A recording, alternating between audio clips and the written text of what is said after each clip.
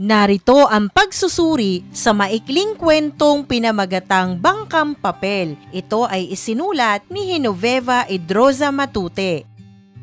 Unang tanong, batay sa iyong naunawaan, ilarawan ang tagpuan ng kwentong Bangkang Papel. Narito ang maaari mong maging gabay na sagot. Nahahati sa dalawang panahon, nakaraan at kasalukuyan ang tagpuan ng kwento. Sa kasalukuyan, nagaganap ito sa isang lansangan na lubog sa baha matapos ang ilang araw na walang tigil na ulan. Dito makikita ang mga batang masayang naglalaro at nagpapalutang ng bangkang papel sa umaagos na tubig.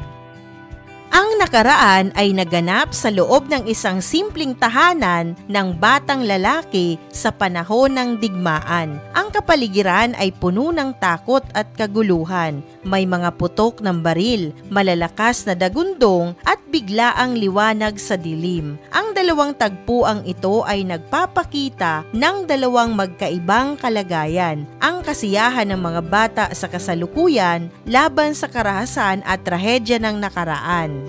Ikalawa, batay sa iyong naunawaan, ano ang kaisipang nakapaloob sa kwento? Narito ang maaari mong maging gabay na sagot. Ang nais ng kwentong ipaunawa sa ating mga diwa ay ang epekto ng digmaan at karahasan sa inosenteng buhay ng mga bata. Ipinapakita nito kung paanong ang isang simpleng bagay tulad ng bangkang papel ay maaaring magkaroon ng malalim na kahulugan depende sa karanasan ng isang tao. Para sa ibang bata, ito ay laruan at simbolo ng saya. Ngunit para sa batang lalaki, ito ay paalala ng kanyang trauma at pagkawala. Ipinapakita rin ng kwento na ang kabataan na dapat sana'y puno ng saya at pag-asa ay maaaring masira dahil sa malupit na realidad ng lipunan. Sa kabuuan, binibigyang diin nito ang kahalagahan ng kapayapaan at ang malalim na sugat na dulot ng digmaan sa damdamin ng isang tao. Ikatlo, ano ang mahalagang mensahe at aral na ipinapaunawa sa kwentong Bangkang Papel? Narito ang maaari mong maging gabay na sagot. Nais ng kwentong Bangkang Papel na iparating ang mensaheng ito sa mga mambabasa. Walang naidudulot na maganda ang digmaan. Hindi lamang sinisira nito ang mga lugar, kundi pati ng buhay, pangarap at isipan ng mga tao, lalo na ng mga bata. Ipinapaalala nito na ang kapayapaan ay napakahalaga upang mapanatili ang kaligayahan at pagiging bata ng mga kabataan.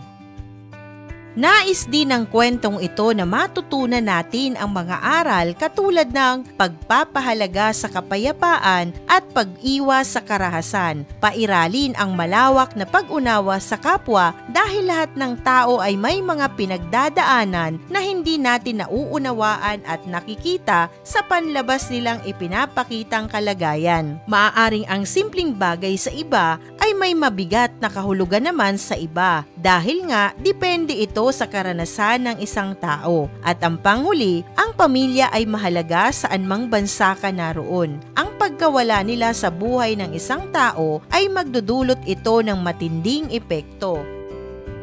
Sa huling bahagi ng ating pagsusuri, anong uri naman ng tunggalian ang makikita sa kwentong Bangkang Papel at mga halimbawang pangyayari na matatagpuan sa kwento?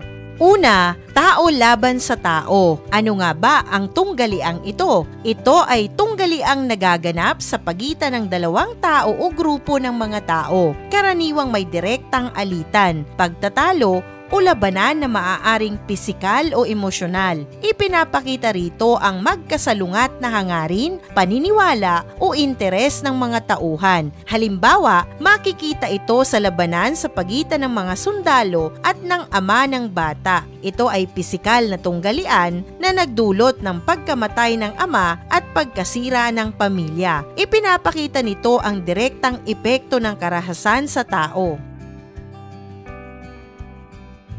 Ikalawa, tao laban sa lipunan. Ito ay tunggaliang nagaganap sa pagitan ng isang tao at ng umiiral na sistema, batas, paniniwala o kalakaran ng lipunan. Ang tauhan ay sumasalungat o naaapektuhan ng mga patakaran at estrukturang panlipunan na maaaring hindi makatarungan o mapaniil. Halimbawa, ang pamilya ng bata ay naapektuhan ng digmaan, isang suliraning panlipunan. Ang kaguluhan sa kanilang lugar ay bunga ng mas malaking alitan sa lipunan. Ipinapakita nito kung paano nadadamay ang mga inosenteng mamamayan sa mga problemang hindi naman nila sinimulan.